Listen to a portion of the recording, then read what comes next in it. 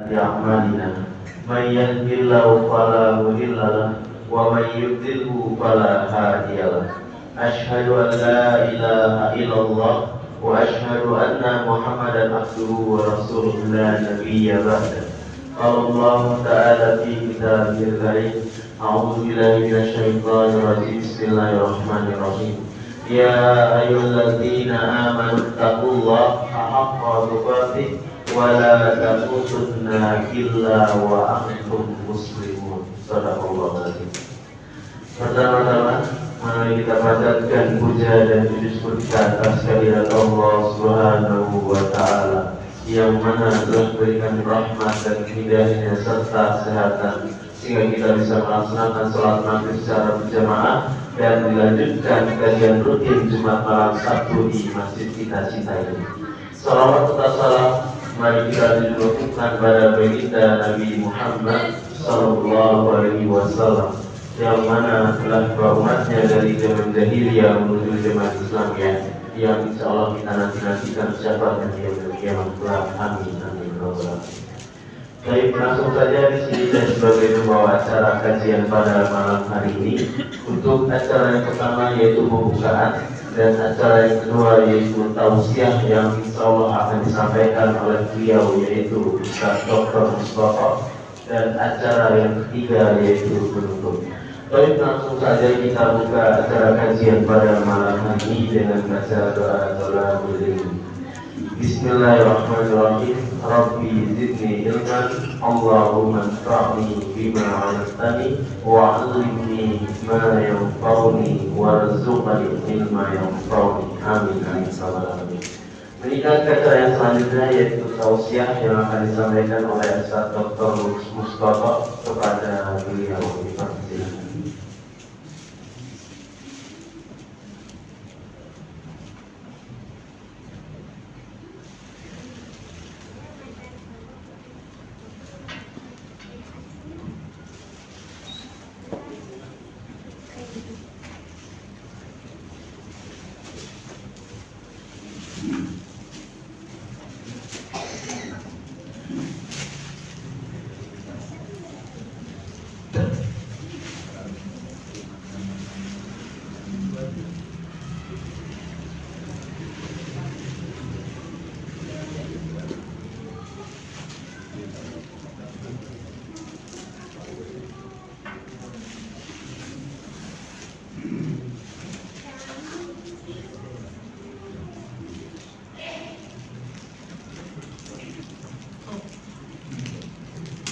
Bismillahirrahmanirrahim.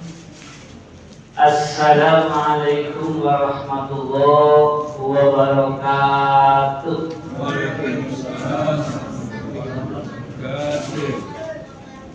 Alhamdulillahirabbil alamin. Wa bihi nasta'inu ala umuri dunya waddin. Wa ala alihi wa ashabihi ajma'in.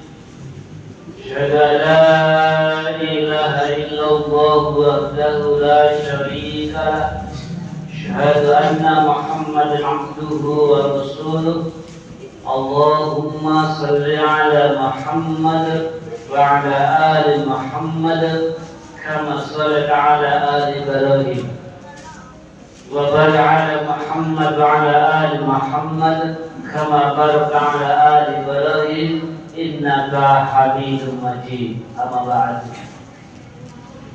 Hadirin hadirat yang dirahmati Allah, amir masjid, para sesepuh, para guru yang saya takzimi, saya muliakan, pada jamaah sekalian yang dirahmati Allah, syukur alhamdulillah malam hari ini edisi yang kesekian kali kita bisa bertemu kembali. Yang beberapa kali kira-kira pernah tadi Pak.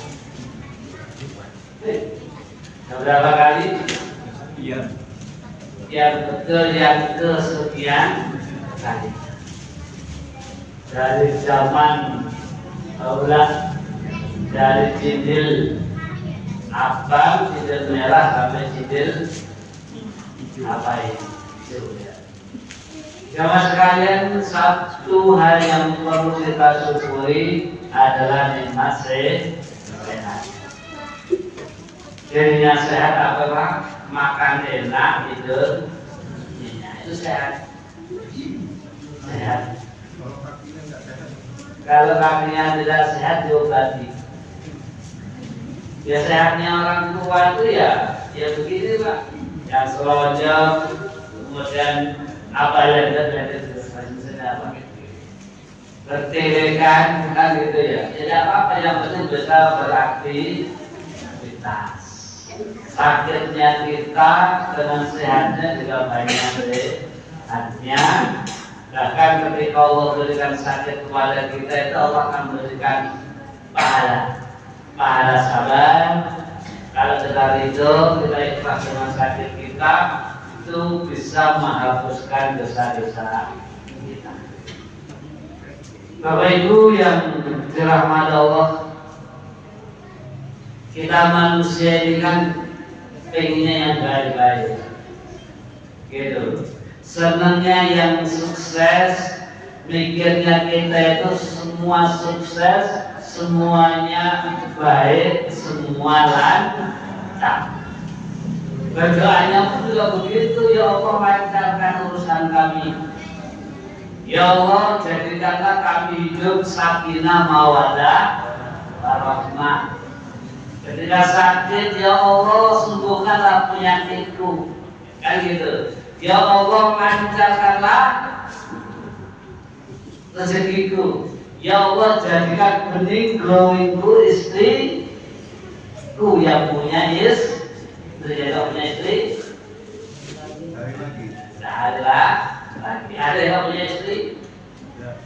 Ya, semoga dapat istri. Amin ya. Ya. Bapak Ibu yang dirahmati Allah.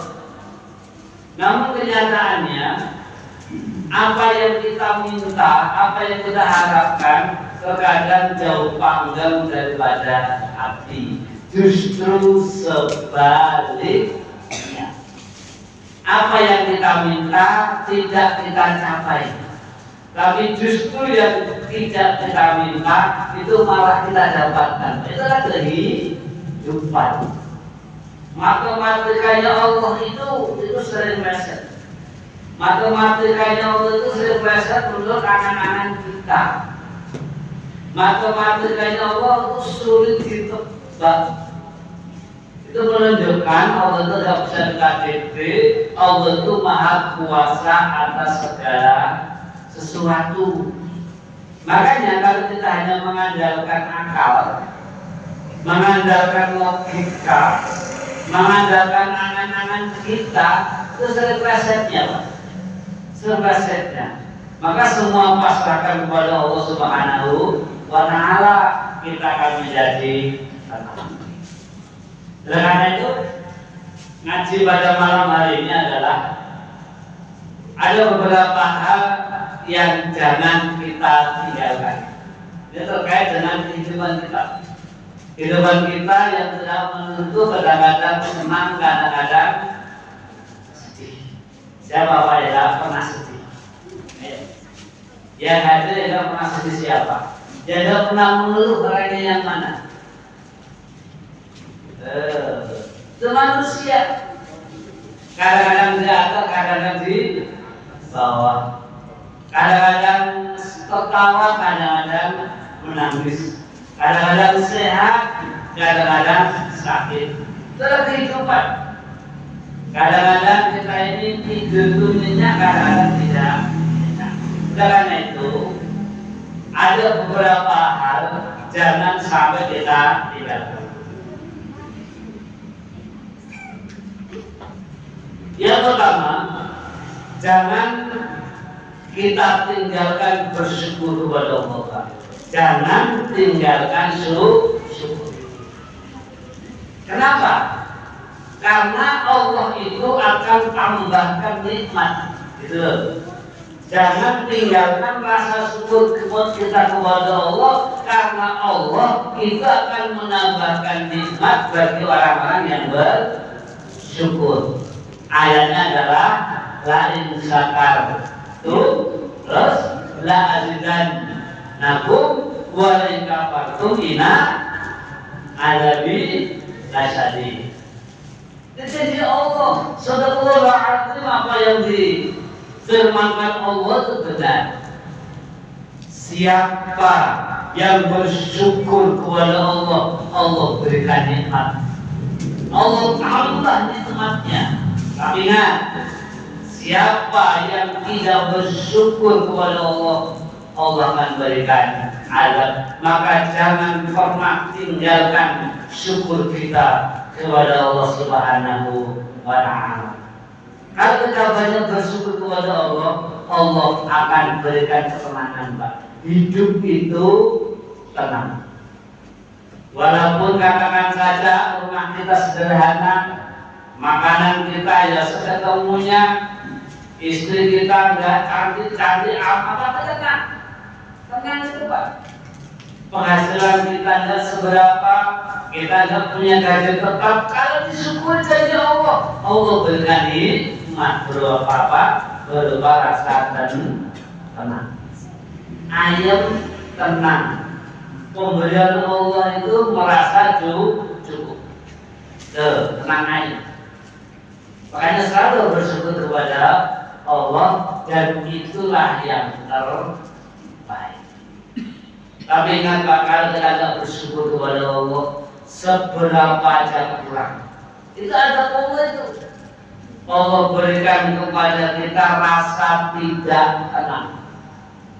Harta yang miliaran, bahkan triliunan, mereka hidupnya tidak tenang.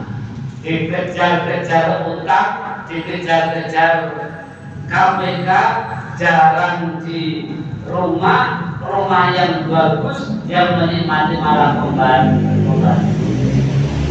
Yang bisa ngopi-ngopi, jalan-jalan, itu kemudian kita bercengkrama, kumpul tidak bisa karena kerja. Yang jelas, orang yang tidak bersyukur atas nikmat Allah, Allah ada berbapa rasa tidak tenang, rasa tidak puas, rasa tidak cukup, dan apa yang ia dapatkan itu kurang. Punya istri cantik, Pak, secantik artis yang turun dari taksi, gak disyukuri, udah. Ternyata masuk mandiri, istrinya orang. Di Metro ada nggak kira-kira? Ada? Orangnya hadir? Nggak hadir. Jauh orangnya. Gajinya banyak, uangnya banyak, hartanya banyak. Kalau disyukuri ya kurang, Pak. Terus bekerja cari harta. Maka kalau tidak syukur. Orang yang kaya, Bapak Ibu, itu ternyata orang yang merasa cukup atas pemberian Allah.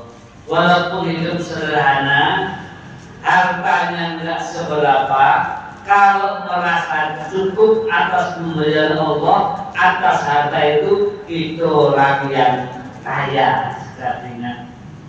Namun orang miskin sejatinya adalah orang yang merasa kurang atas pemberian Allah. Kerjaannya tempat bagus, hartanya banyak, gajinya besar, itu tapi masih kurang.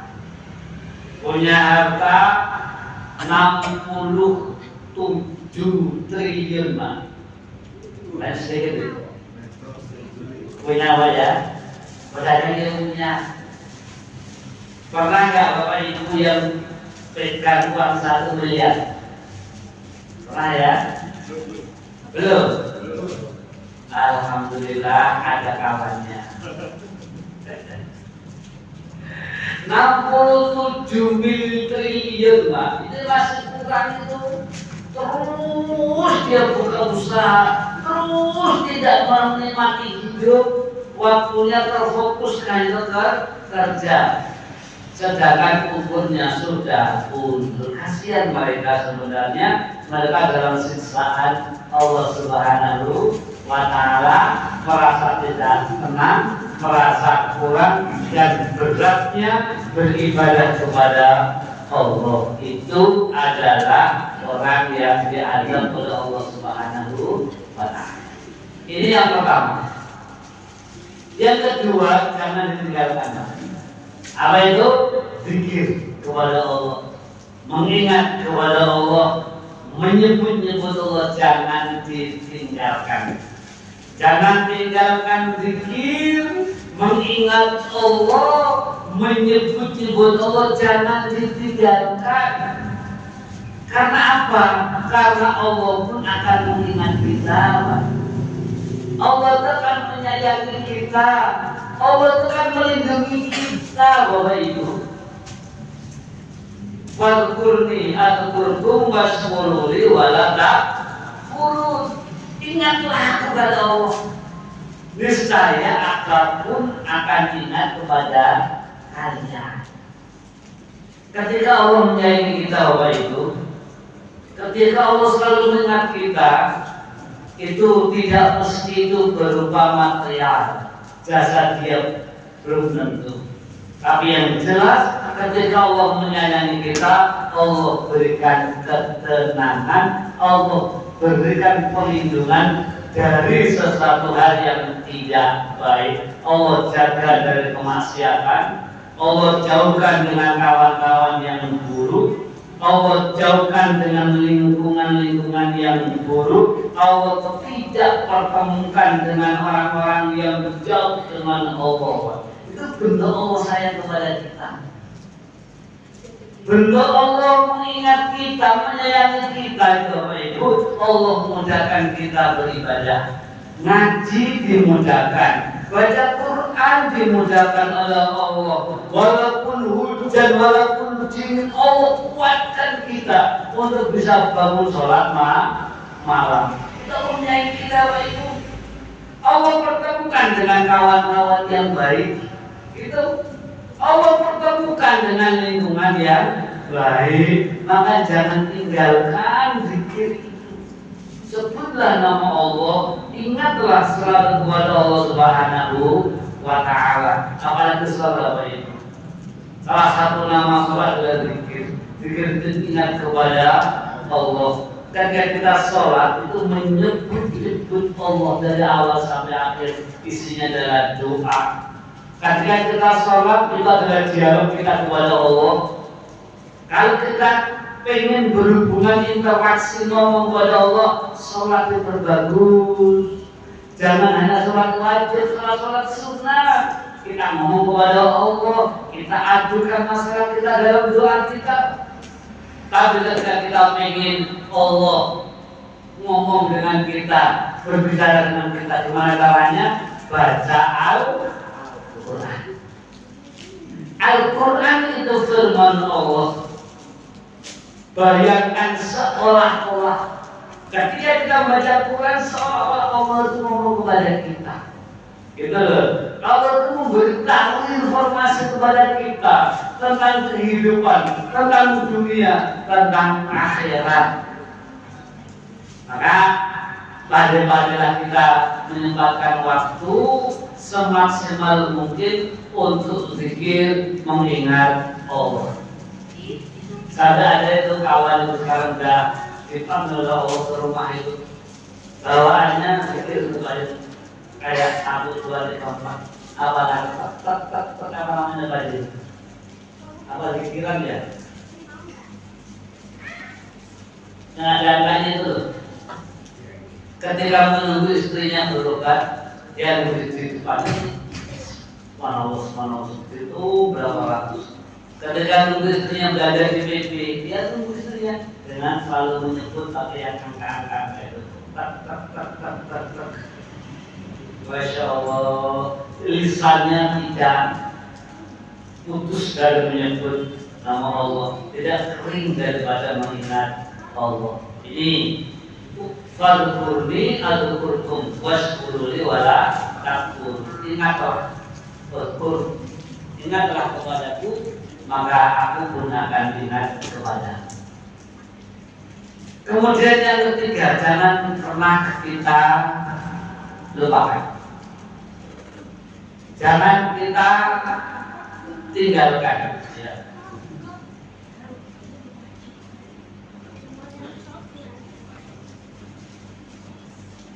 Berdoa kepada Allah itu. Jangan kita lupa berdoa. Jangan kita tinggalkan doa kita kepada Allah Subhanahu wa Ta'ala. Karena kalau kita berdoa kepada Allah, kita akan dikabulkan apa yang kita minta. Kan ada satu dalil yang menyebutkan ud'uni astajib lakum. Itu Al-Quran surat Al-Ghafir ayat 60. Berdoalah kepada Allah, maka akan aku kabulkan. Kalau kita mengajukan permintaan kepada Allah, ajukan untuk sehat, ajukan untuk kebaikan kehidupan kita baik dunia dan akhirat. Karena doa silahul mu'min, doa itu merupakan senjatanya orang mukmin. Kita ini Bapak Ibu selalu diajarkan oleh Rasulullah SAW itu untuk berdoa. Mulai mau tidur diajarkan berdoa. Ketika kita mimpi baik, kita buruk, ada doanya. Kemudian kita bangun tidur suruh berdoa. Kemudian pakai baju, ada doanya. Bersisir, ada doanya. Jangan tinggalkan yang semacam ini. Kelihatannya remeh, namun itu banyak faedahnya. Kemudian keluar rumah, ada doanya. Ketika ada kendaraan, ada doanya. Berdoalah kepada Allah Subhanahu wa Ta'ala yang baik. Kira-kira pernah nggak Bapak Ibu kita ini berdoa yang jelek, mendoakan jelek pada orang lain? Pernah? Waktu itu ada orang yang mengajukan satu manusia, dia itu jengkel dengan tetangga. Karena tetangga itu menurutnya usil. Dia punya tanaman kebun, tanami. Menurutnya dia itu tetangganya itu usil, merasa iri.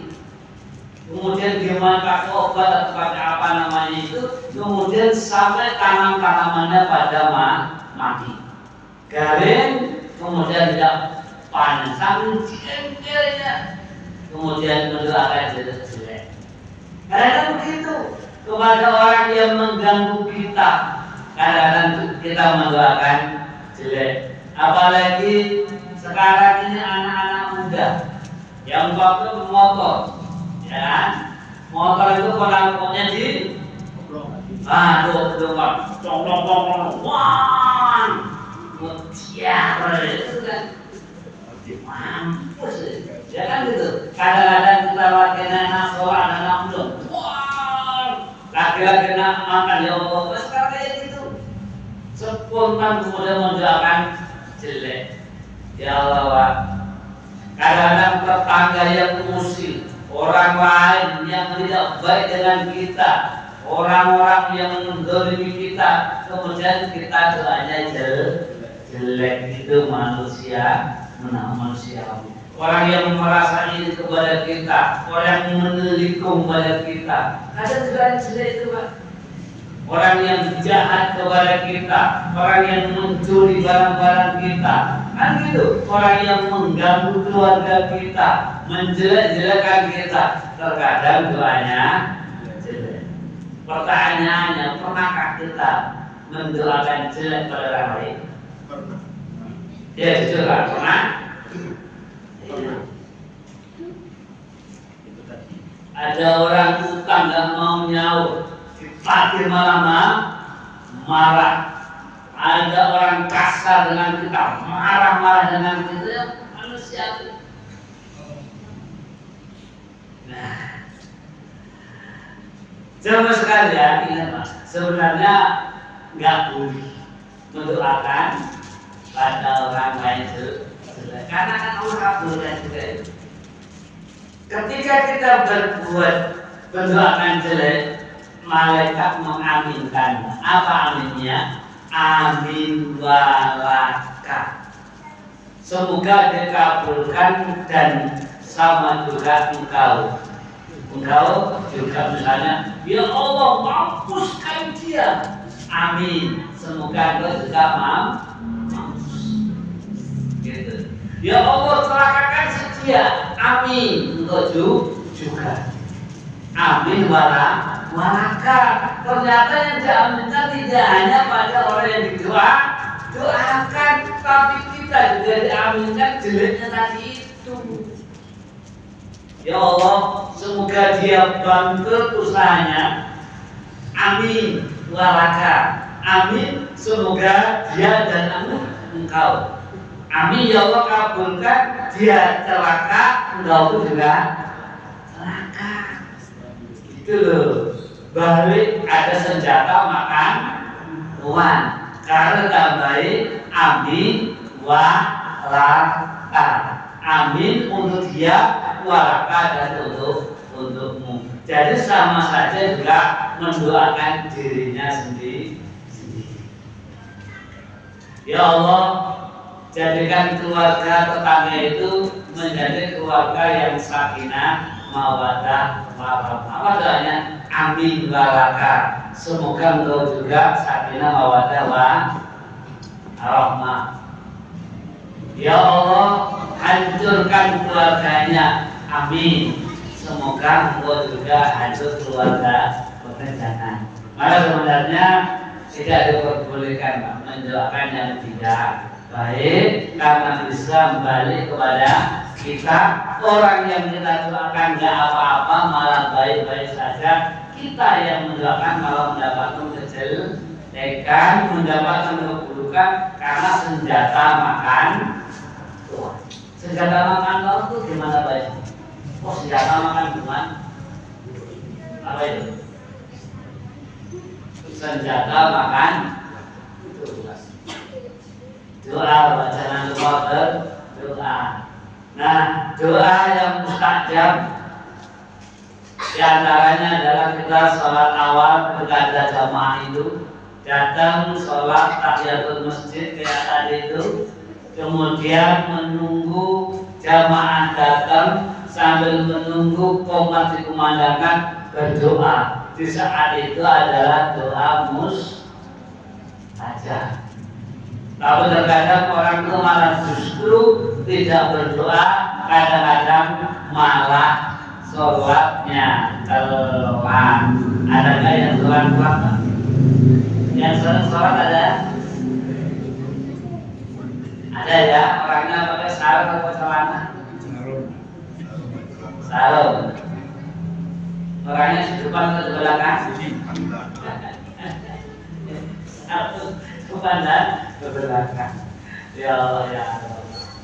Diupayakan kita paling ya walaupun terlambat tapi ke masjid dapat 27 derajat.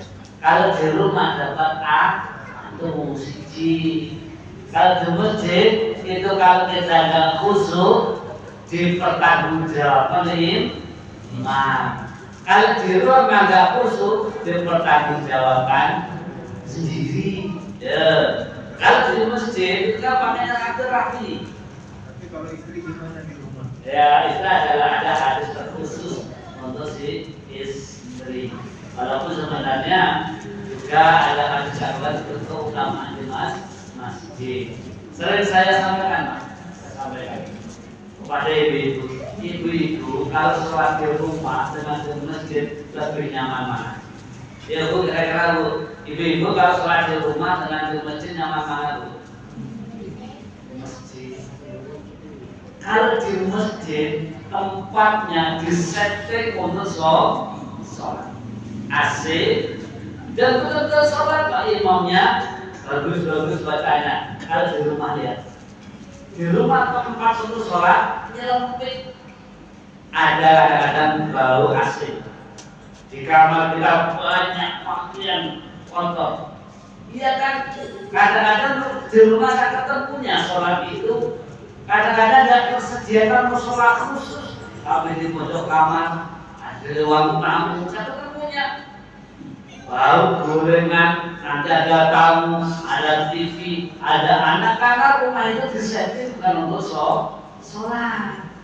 Maka rata-rata yang saya tanya itu ibu-ibu, terutama mbak-mbak itu menyatakan lebih nyaman, khusyuk, terjaga di masjid. Ternyata hadis yang menunjukkan wanita di rumah itu ada asbabul wurudnya yang dulu zaman kejahatan-kejahatan karena kondisinya banyak fitnah pada waktu itu. Nah, hadis di rumah itu adalah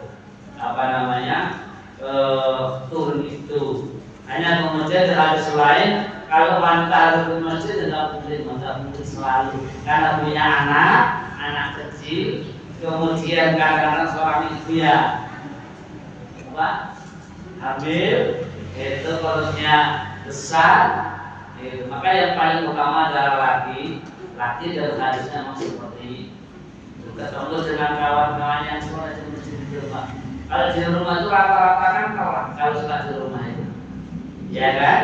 Rata-rata telat, kemudian sholatnya cepat. Itu kalau ke masjid antara kesini setiap langkah kaki dihitung, semakin jauh semakin banyak pahalanya. Nanti baca najib kalau mau sholat muarrah ke sambal dulu, kemudian haji mulya baru kesini, semakin banyak langkahnya kan pahalanya banyak. Jangan langsung kesini enggak sakit, nggak bisa tetap. Naik motor-motor, tapi kan masih dimudahkan untuk ke masjid, digerakkan oleh Allah untuk sampai di masjid seperti itu. Ya ketika Allah sayang kepada hambanya itu, terkadang Allah berikan penyakit. Iya, itu pada salah satu sayangnya Allah itu. Bahkan justru kalau yang pernah sakit kemudian terus itu bisa nih, jangan tinggalkan berdoa kepada Allah, karena Allah akan mengabulkan doa-doa kita. Tentunya memang untuk kebaikan dunia dan akhirat, Pak. Dunia ini sebenarnya adalah dunia masyarakat akhirat. Kita hidup di dunia ini adalah untuk mempersiapkan di akhirat. Hanya terkadang ironisnya orang-orang itu justru kerja sungguh-sungguh, cari harta, cari jabatan pangkat, tapi itu enggak dibawa, mencari yang tidak dibawa. Lagi siang sore malam kerja, cari harta yang banyak, itu enggak dibawa, Pak. Kasihan itu. Carinya capek-capek tidak dibawa. Itu justru yang dibawa malah terkadang tidak dipertahankan dan dicari. Amalan soleh, sedekah, itu sholat, ibadah nggak diperhatikan, nggak dipikirkan, padahal itu yang dibawa. Yang terakhir adalah jangan tinggalkan istighfar. Jangan tinggalkan istighfar agar diberikan keselamatan. Wa ma kana Allahu liyu'adzibahum wa anta fihim wa ma kana Allahu mu'adzibahum wa hum yastaghfirun. Wa ma kana Allah itu sekali-kali tidak mengadab seorang hamba selama mereka wahum yastaghfirun, selama mereka beristighfar. Allah itu tidak akan mengadab seorang hamba selama orang itu beristighfar. Membaca istighfar itu salah satu cara adalah untuk meminta ampun dan kita kepada Allah. Astagfirullah. Ya Allah, aku minta ampun kepadamu ya Allah, minta ampun kepadamu ya Allah. Maka negeri Indonesia ini masih menjadi tentram, masih utuh semacam ini karena banyaknya orang-orang yang masih membaca istighfar, yang selalu memohonkan ampun. Dan dalam doa-doa itu terkadang seorang yang doa meminta ampunkan kepada diri, kemudian orang tua, keluarga, sahabat, para pemimpin. Ya, pemimpin-pemimpin itu doakan agar diampuni dosa-dosanya. Maka banyak-banyaklah istighfar kepada Allah, minta ampun kita, minta ampun kepada Allah Subhanahu wa Ta'ala. Terus maka ada yang semacam apa ya, semacam aktif ya, semacam apa itu yang saya sebut kembali itu pencet sekian lama itu menjadi istighfar, menjadi sebutan kita. Begitu banyaknya apa yang kita baca, kita akan menjadi saksi nanti dari kiamat. Bapak Ibu yang dirahmati Allah, nah yang perlu untuk kita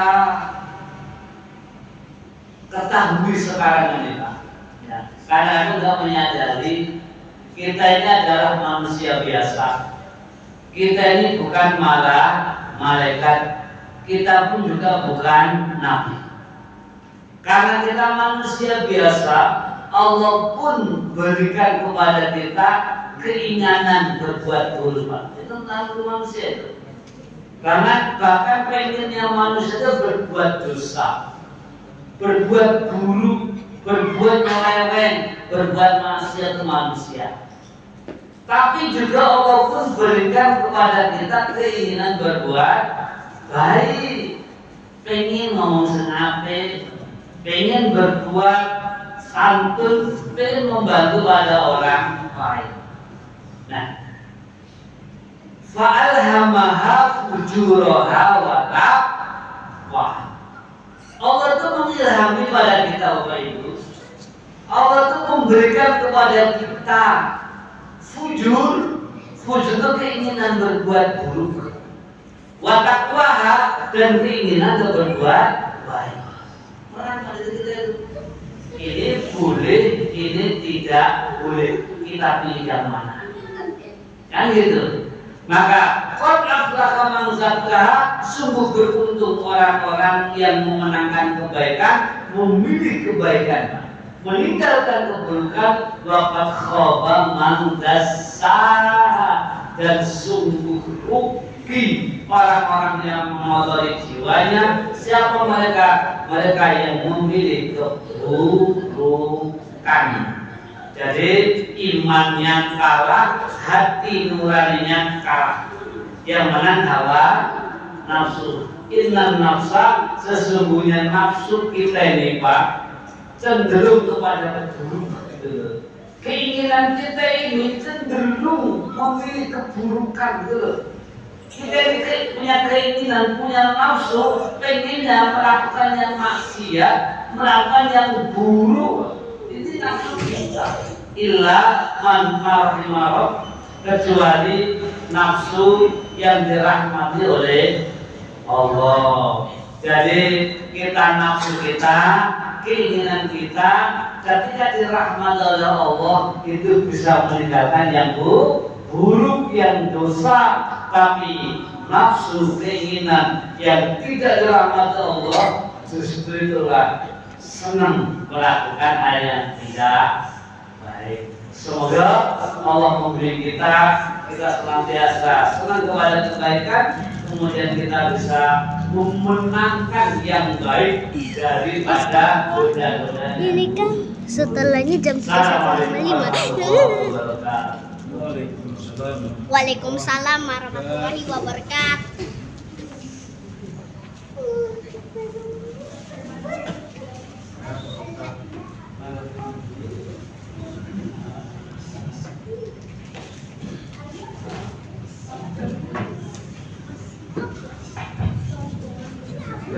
Jazakumullah khairan katsiran kepada Ustaz Mustafa yang telah menyampaikan tausiah dan semoga apa yang